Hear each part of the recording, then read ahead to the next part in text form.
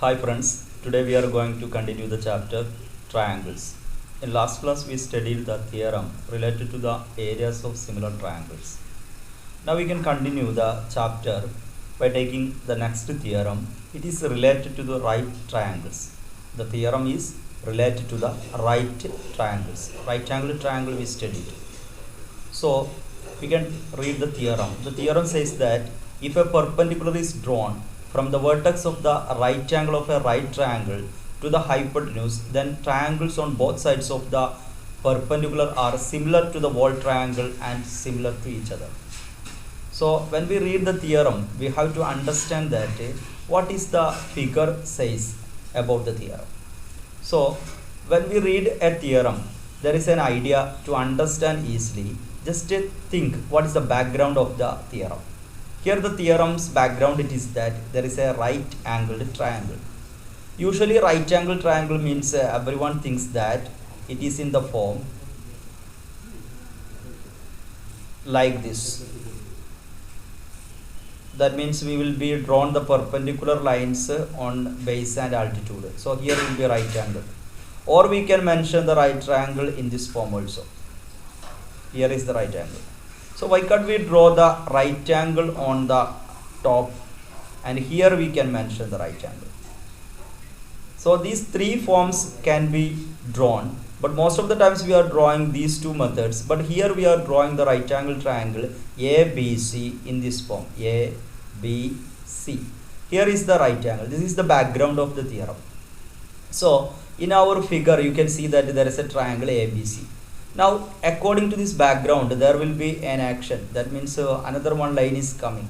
You can see that a perpendicular is drawn. So here the perpendicular is that BD. BD is the perpendicular is drawn. If we draw this perpendicular, it will divide the triangle as two small triangles. These two triangles are similar to the biggest triangle ABC and similar to each other. That is the question. So first our duty just to understand the theorem based on the figure, and later we have to understand what is the mathematical form of the given theorem. So to understand the mathematical form of the theorem, we have to check what is given in the theorem. It is given that there is a right angle triangle ABC and it is drawn BD perpendicular to AC. One of the given part it is that BD is drawn perpendicular to AC. So this is given, BD perpendicular to AC. This is the given part. And we can understand that the triangle formed by drawing this BD, there will be drawn two triangles. What are the two small triangles? Triangle ADB. This is the first triangle. And the second triangle is BDC. Triangle BDC. These are the two small triangles formed by drawing this BD perpendicular to AC. What is the theorem says that? The theorem says that these small triangles are similar to the whole triangle. That means the first triangle which we drawn ABC. ADB is similar to ABC and BDC is similar to triangle ABC. Suppose this is similar to this and this is also similar to same, then these two will be similar. So triangle BDC similar to triangle ADB. This is the proof we required. So based on this question, first you have to understand what is given and what is to prove. We need to prove that these two small triangles are similar to the biggest triangles. Can you understand? So okay, this is the theorem and its proof. This theorem's proof will be studied. We are going to study next theorem, Pythagoras theorem. At the time we can study its proof also, because already it is required in the case of the proof of the theorem, Pythagoras theorem. So together we can study in next part. Okay. Now you have to understand what this theorem says, that whenever we draw a perpendicular from the right angle of the right triangle, it will divide into two small triangles. These small triangles will be similar to the biggest triangle and similar to each other. This is the theorem. We can discuss its proof when we discuss the proof of the theorem Pythagoras. Okay. Dear students, now we are going to discuss what is Pythagoras theorem and its proof. Here the theorem already familiar to us because we have already used many times. it says that in a right triangle, the square of the hypotenuse is equal to the sum of the squares of the other two sides. Here, when we read the question or the theorem, we have to understand what is the given part and what is to prove. Here it is given that the triangle is right angle triangle. So here we take the example triangle ABC, which is right angled at B. On the top it is given. So angle B is equal to 90 degree. This is the given part. And we need to prove that this triangle ABC, the square of the hypotenuse. What is the hypotenuse here? Here is the right angle, means its opposite side AC is the biggest side. Suppose we draw the right triangle in this form, we have to understand here is the right angle, means this will be the hypotenuse. So here AC is the hypotenuse. Square of hypotenuse means square of AC. So we get AC square is equal to sum of the squares of other two sides. Sum means we know that addition. Other two sides means other than AC, here two sides are there, AB and ABC. So the square of AB and BC means AB square plus BC square. So this is the Pythagoras theorem we have to prove from this given triangle. So we can do one thing. First we can consider the theorem which we studied previously. What is the theorem we studied? If a perpendicular is drawn, BD is drawn. So we are making a construction. What is the construction we are making? Join BD perpendicular to AC. Here BD is drawn perpendicular to AC. We get two triangles. What are the two small triangles? First triangle is ADB and the second triangle is BDC. These are the two small triangles we got by drawing this BD on the biggest triangle. Now we can try to prove that these two triangles are similar to the biggest triangle. That is the previous theorem, and I told you that when we learned the previous theorem, we have to prove its proof. So we can consider smallest triangle ADB, comma triangle ABC. Biggest triangle ABC and smallest triangle ADB is considered. You can see that both of the triangle having common angle A, because here you look at this angle A is one of the angle in our smallest triangle ADB. It is also the angle in our biggest triangle ABC. So we can say that angle A is common for both. And we can say that angle D is 90 degrees. So angle D is equal to, and ABC is the biggest triangle also having a 90 degree. So we can say that angle B, which is equal to 90 degree. So if two triangles, what are the two triangles? The small triangle ADB and biggest triangle ABC, both having two angles are equal. So we can say that triangle ADB similar to triangle triangle ABC. Which criteria we used? AA similarity rule.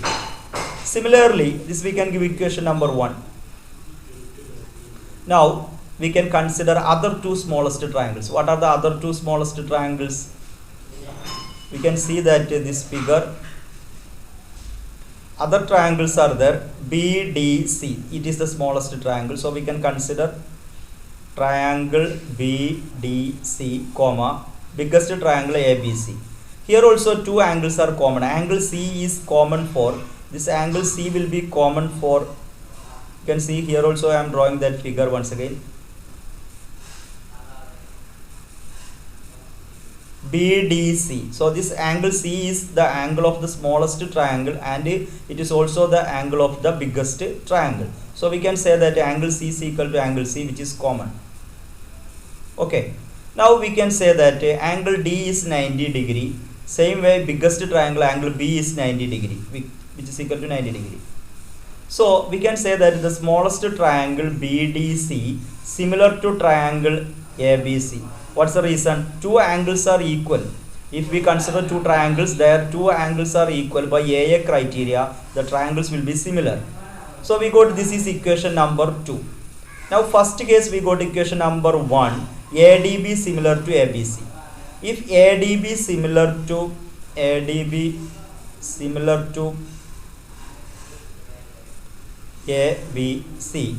we can say that if two triangles are similar means their corresponding sides are in the same ratio. So we can write that AD by, here AD is there, corresponding to AD here AB is there. So AD by AB is equal to, here also AB can be made, AB one of the side is here, so AB by, corresponding to this AB here AC is there, AB by AC. Now do one thing, this AB transpose to that side and AC bring to this side, so we get AC into AD is equal to this AB into AB. This AB is on the left side, if it transpose to the right side, AB into AB will come, so AB into AB is equal to AB square. So this equation we can rewrite it as AB square is equal to AC into AD, equation number 1.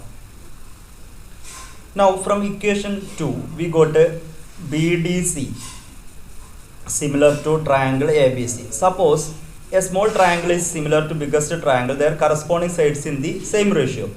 Corresponding to DC, here it is DC is coming. So corresponding to DC, what it is coming? On the left side DC by BC.